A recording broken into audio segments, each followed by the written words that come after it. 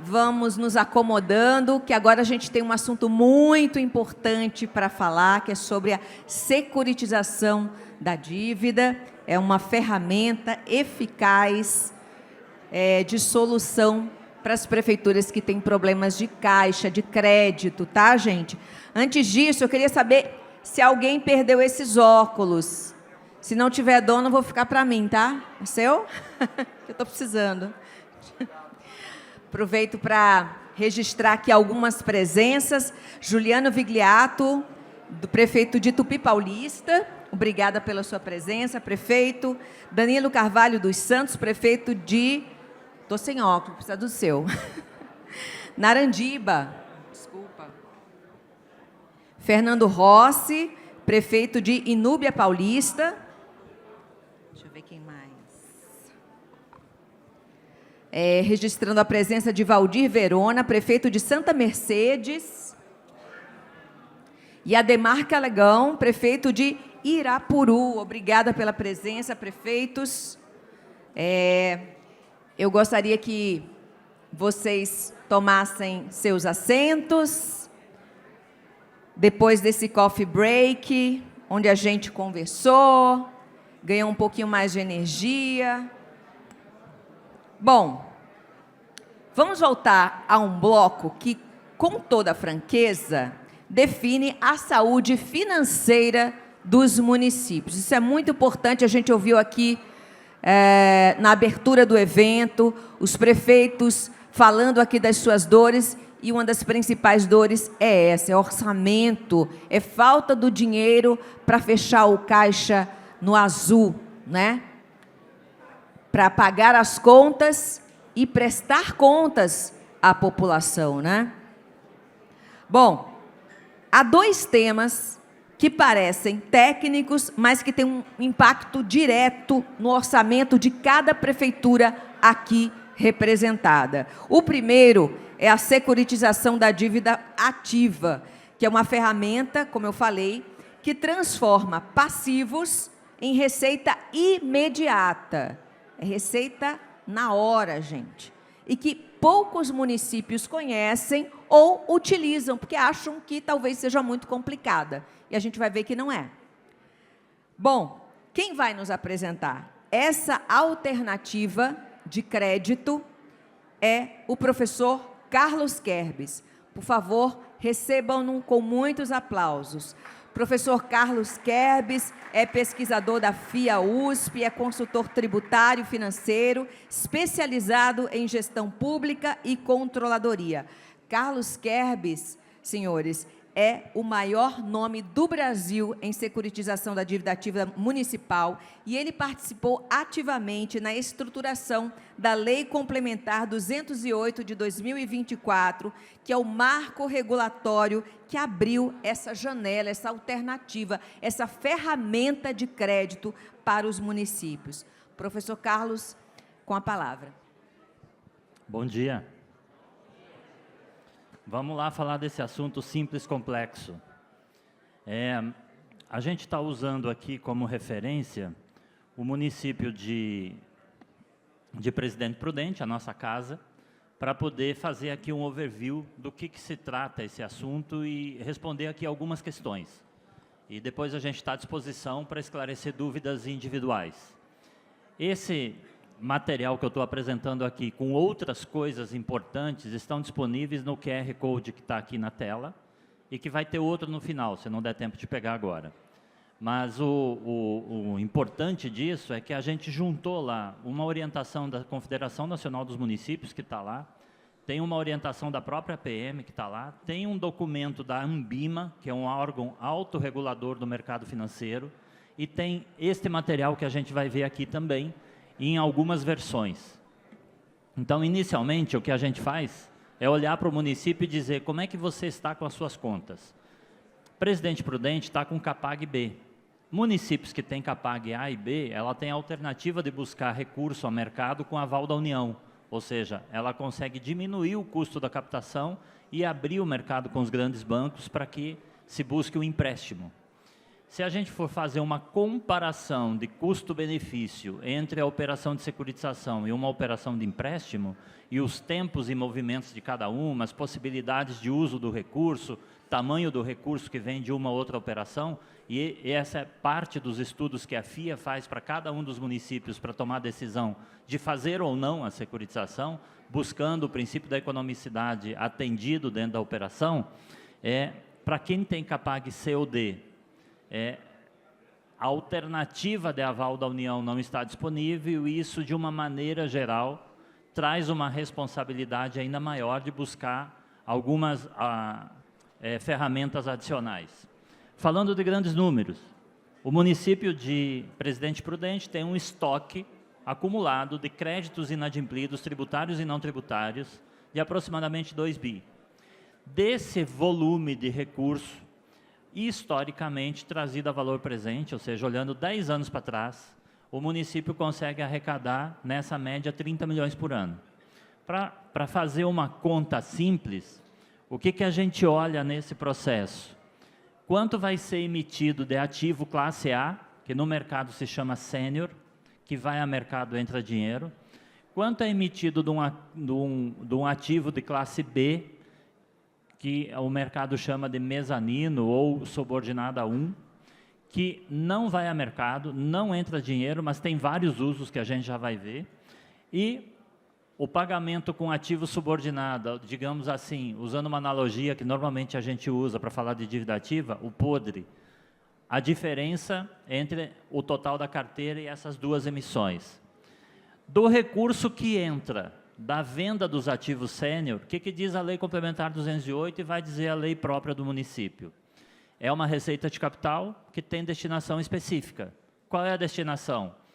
No mínimo 50% para a previdência, e já vou abrir aqui um parênteses, quando a gente fala previdência, é amplo espectro. Contribuição patronal, insuficiência financeira, parcelamento, regime geral, previdência, amplo espectro, no mínimo 50%, e o saldo para investimentos. Quais investimentos?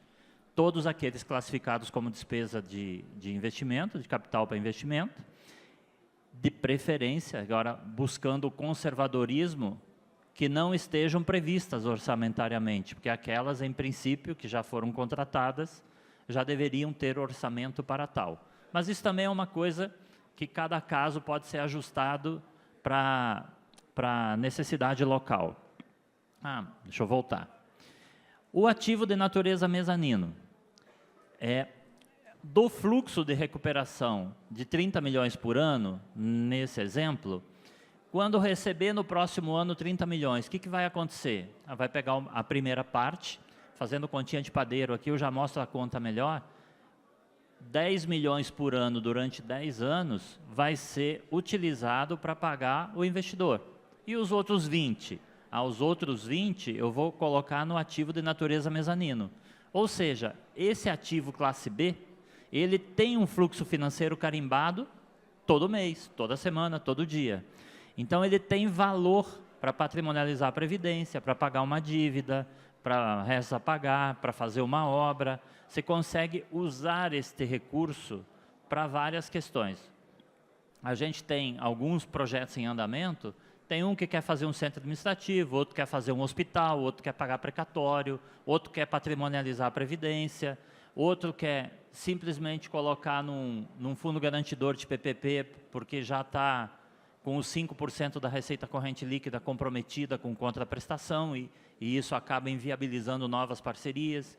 Então, cada um deles, cada um dos municípios, vai ter uma alocação específica. E no trabalho que a gente faz para o município, assessorando a emissão desses ativos, quando a instituição financeira contratar, a gente analisa o orçamento, as necessidades, os desejos, as vontades e adequa emissões com prazos e condições de pagamento que atendam aquele projeto especificamente. Por exemplo, se for emitir para pagar uma obra, o empreiteiro vai buscar no mercado dinheiro para executar a obra para receber na frente, o preço desse ativo vai ser CDI mais alguma coisa. Agora, se for patrimonializar a previdência, ele já pode ser IPCA mais 6, que é a meta atuarial. Então, esse equilíbrio se busca fazendo um estudo individualizado. Como é que calcula isso? Então, o que a gente colocou aqui foi uma expectativa de emissão começando em setembro de 26, de 100 milhões. Quanto disso vem, nos primeiros 3 meses aqui, uma carência, quanto disso vem pagando de juros e principal pelos 120 meses. E aí vai abatendo o saldo principal com um valor de prestação mensal estabelecida. Aí vem a seguinte pergunta, mas espera aí, o que acontece com a receita da cobrança da dívida ativa que eu preciso fazer destinações constitucionais para educação e saúde, do 10º? Então, a gente tem 2 respostas aqui. Primeiro, se a receita histórica é 2,5 milhões por mês, 1,4 vai para pagar o investidor, sobra 1,1. Nesse processo, vem uma obrigação de que a instituição financeira vencedora traga parceiros, operadores especializados para ajudar o município, a Fazenda, a Procuradoria, a aumentar o fluxo dessa arrecadação histórica em pelo menos 50%. Nossa experiência em mais de 20 anos trabalhando com isso é que nunca dá menos que 100. Mas, se aumentar 50%, os números mudam para esses daqui. Aí o que acontece com as destinações? As destinações para educação e saúde, calculadas aí pelos percentuais, e como é que ficaria o fluxo existente com a destinação e o pagamento do investidor. Então, aqui tem uma tabelinha um pouco mais elaborada, digamos assim. Se o município recebe só o histórico, paga o investidor, sobra, né, disponível para o Tesouro via mezanino um valor que cobre as destinações necessárias para educação e saúde. Se houver um incremento, esses valores mudam e mesmo assim podem sair daqui. Mas o fato é o seguinte, ninguém faz contribuição constitucional individualmente por rubrica contábil. Você forma uma base de cálculo, colocando lá todas as receitas correntes, e dessa base de cálculo aplica os seus percentuais e faz a destinação. Então, fazer individualmente ou fazer no bolo, não muda nada. Fato é que tem que fazer. Quando? Quando recebe do contribuinte. Então, a gente tem 2 momentos aqui que são importantes mencionar. Fez a operação de securitização, vendeu o ativo ao mercado, recebeu uma receita de capital, o que faz com ela? Metade previdência, metade investimento. Pode pagar a despesa do banco desse recurso? Não, não pode. Por quê? A lei não autoriza. A lei não diz assim, é o líquido da operação, ela diz da receita tal. Então, esses cuidados a gente precisa ter para não ter problema no tribunal lá na frente na hora da prestação de contas. E até nisso a gente se propõe a ajudar, mais ou menos nessa linha aqui, ó. Um passo a passo para esse negócio acontecer. Digamos que a gente está lá na primeira caixinha, vendo o assunto pela primeira vez. Aí você tem que formar um processo, fazer lá um documento de formalização da demanda, um estudo técnico preliminar, que a gente pode ajudar, fazer um termo de referência, mandar esse termo de referência para um prestador de serviço especializado para te ajudar, a gente está candidato. Esse processo andou, contratou a instituição, eu já boto aqui o nosso nome, né, vendendo o nosso peixe. A gente ajuda a elaborar toda a modelagem. Então, qual é o trabalho da FIA? Ele tem 3 etapas. Uma primeira de modelagem. O que é modelagem? Fazer o projeto de lei, criar um fundo especial com regimento interno, fazer um estudo da carteira, elaborar os documentos todos necessários, DFD, TP, TR, edital, termo de referência e os documentos todos necessários para licitar uma instituição financeira a mercado. Se o município permitir, pelo tamanho dele, dá para fazer esse pregão lá na B3. Se não der para fazer na B3, faz dentro do município mesmo. Vinhedo acabou de fazer agora, fez pelo sistema do município, funcionou, deu tudo certinho. Então, contratou a instituição financeira põe esse projeto de pé. E quando a instituição financeira começa a trabalhar, a gente ativa uma terceira etapa de trabalho acompanhando isso, orientando o município no que ele precisa cobrar e como deve funcionar esse processo.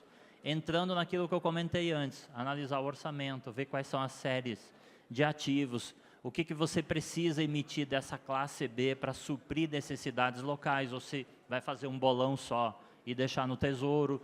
Então, toda essa parte de assessoramento durante 1 ano, 2 anos, 3 anos, 6 meses, até o município incorporar esse conhecimento, aí a gente vai embora e você toca sozinho com o banco. Nesse desenho, a proposição que a gente faz de modelagem é criar um fundo especial. Lá para o mercado financeiro tem 2 coisas que são importantíssimas, para que ele tenha segurança. Primeiro, o que o mercado chama de isolamento de risco de contraparte. O que é risco de contraparte? O município tem lá no seu CNPJ várias questões cíveis, tributárias, trabalhistas e tal. Quando você cria um fundo especial, e a gente convenceu a Receita Federal lá em 2008 a atribuir CNPJ a fundo especial, você tem um CNPJ novinho, zeradinho, sem problema. E esse fundo especial, ele tem 2 contas bancárias. Uma primeira, para onde cai o dinheiro da venda daqueles ativos classe A, o sênior, e que o município vai usar a partir daqui, e uma segunda para onde é redirecionado o fluxo de cobrança, da recuperação da carteira. Essa é uma conta escrow, é uma conta garantida, é uma conta tripartite, ela pertence ao município, está no banco de primeira linha e é administrada pela instituição que emitiu os ativos financeiros e assumiu o compromisso no mercado. Então, você isola o risco de contraparte com CNPJ novo e o risco de fungibilidade na gestão do fluxo financeiro com uma conta escrow. Todos os instrumentos do mercado financeiro, todos os instrumentos já devidamente aplicados a todas as operações de securitizações que aconteceram até hoje. Na Lei Complementar 208, fala em constituir uma SPE. Por que ela fala isso? Porque lá em 2016, quando o projeto de lei foi apresentado, a gente tinha um fato, que você tem basicamente 3 grandes grupos de securitização no Brasil. Securitização imobiliária, uma mesma companhia securitizadora afeta o empreendimento imobiliário, e pode uma só fazer vários empreendimentos em contratos distintos. Agronegócio afeta a safra e o produtor, e a financeira. A financeira é um CNPJ para cada operação. Então, por isso que falava numa sociedade de propósito específico, porque você tinha que constituir uma empresa com 7 sócios na época, para ser uma SA de capital fechado para fazer isso. Com a instrução, com a resolução da CVM 160 de 2022, uma mesma companhia securitizadora pode fazer várias securitizações. Tanto que a CPSEC, por exemplo, que fez, a Companhia Paulista de Securitização, que fez 3 para o Estado de São Paulo, ela mudou o estatuto e agora ela pode trabalhar para os municípios. E qualquer securitizadora que, na nossa sugestão, seja privada, que você não tenha esse problema dentro da casa. Eu particularmente, fui presidente da Companhia Carioca de Securitização, que é a companhia securitizadora da cidade do Rio de Janeiro, quando lá em 2019 a gente fez essa operação. Mesmo assim, tendo uma securitizadora, a gente criou o fundo especial para fazer o isolamento de risco de fungibilidade e contraparte, e a companhia securitizadora estava contratando uma companhia privada ligada à XP, que foi quem ganhou a licitação lá na época. Essa companhia securitizadora faz o quê? Ela compra um direito creditório e emite ativos financeiros em 3 classes. 100, 200 e o saldo da carteira. O desenho, vou dar um pulinho, não, aqui, perdão. O desenho fica mais ou menos assim, então, a etapa. O município cede para o fundo especial, o fundo especial cede para a securitizadora, que emite os ativos financeiros, e vem vários players na operação, já vou mostrar aqui na frente. A chibata fica sempre na mão do município, quer dizer, o controle dessa operação depende do município entender que ele atende às necessidades locais. Então, primeiro, define qual é a carteira que vai ser cedida.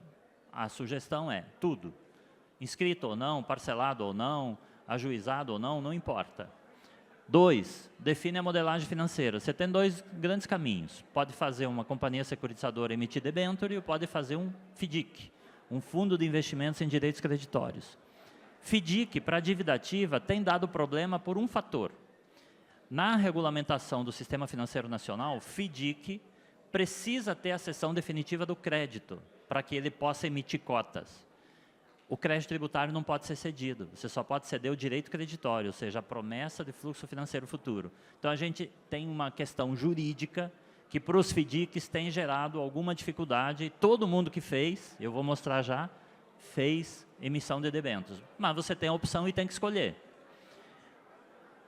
Definido isso, no passo 3, monta-se toda a estrutura. Define tamanho da emissão, prazo, taxa, condição de pagamento, tudinho.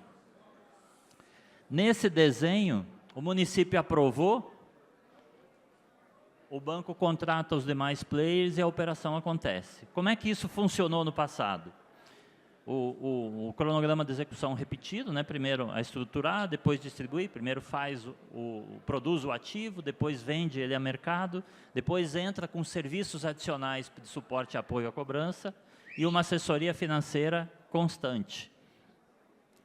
Nesse desenho, quem já fez? Primeiro quem fez securitização no Brasil foi o Estado do Rio Grande do Sul em 2005. Quem fez lá foi o Itaú Unibanco na época, e, inclusive, a pessoa que trabalhava no Unibanco na época, que fez a primeira operação de securitização de ativos públicos no Brasil, hoje trabalha num banco que venceu a licitação em Vinhedo. Então, a gente não dá 2 passos e encontra sempre a mesma turma, né? O Rio Grande do Sul já fez 11 operações, São Paulo fez a primeira em 2012, fez 3, fez uma em 2014, outra em 2015. Minas Gerais fez 2. Belo Horizonte, que teve um problema com o FDIC em 2008, está enrolado no TCU até hoje. O município de Belo Horizonte fez outra em 2015.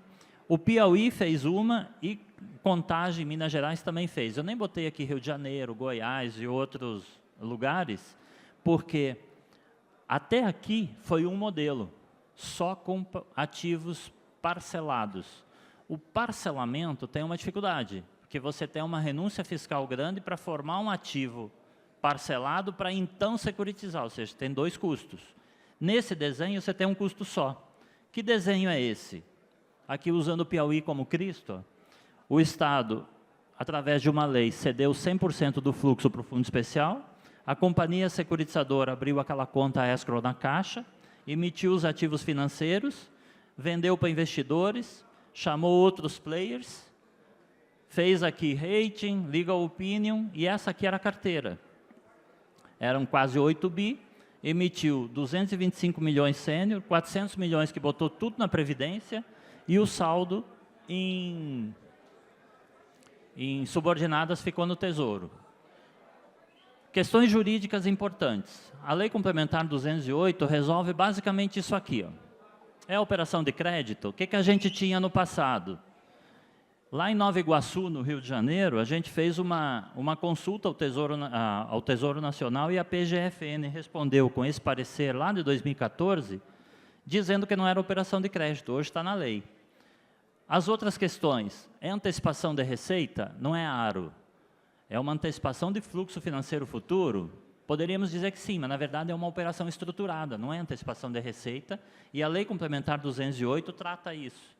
Então, não vou entrar aqui no detalhe, mas todas essas perguntas foram respondidas, que eram as pedrinhas pequenas do processo, foram respondidas pela Lei Complementar 208. Ó, não tem deságio, não tem renúncia, supera a vedação constitucional do inciso 4º do artigo 167 da Constituição Federal, que veda a vinculação da receita de impostos a órgão, fundo ou despesa. Inclusive, isso já era possível antes da Lei Complementar 208, porque o artigo 39 da 4320 basicamente diz assim, é receita de impostos quando adimplida.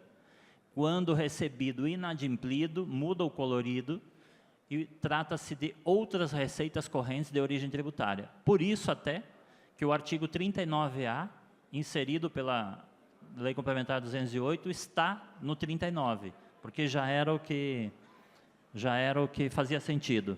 Não tem terceirização, tem um monte de gente falando aí, vendia a carteira para o banco, recebia o dinheiro, quem cobra é o banco, esquece, não existe isso não está escrito em lugar nenhum.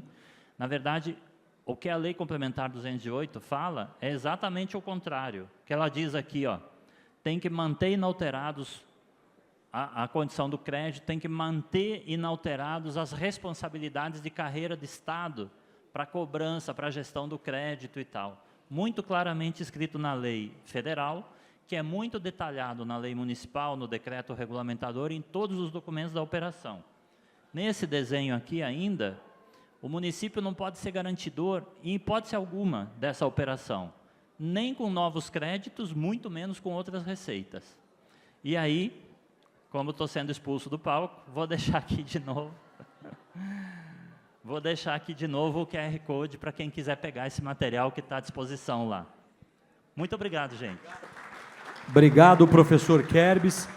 Esse é um assunto de fundamental importância. Está aqui o nosso representante do Tribunal de Contas que vai falar na sequência, mas é um assunto que pode, professor, salvar muitas das cidades. E a FIA vai estar à disposição para o atendimento ali no nosso setor de atendimento ao final, para quem quiser conversar com o professor mais detalhadamente e pegar aí os dados do seu município. Obrigado.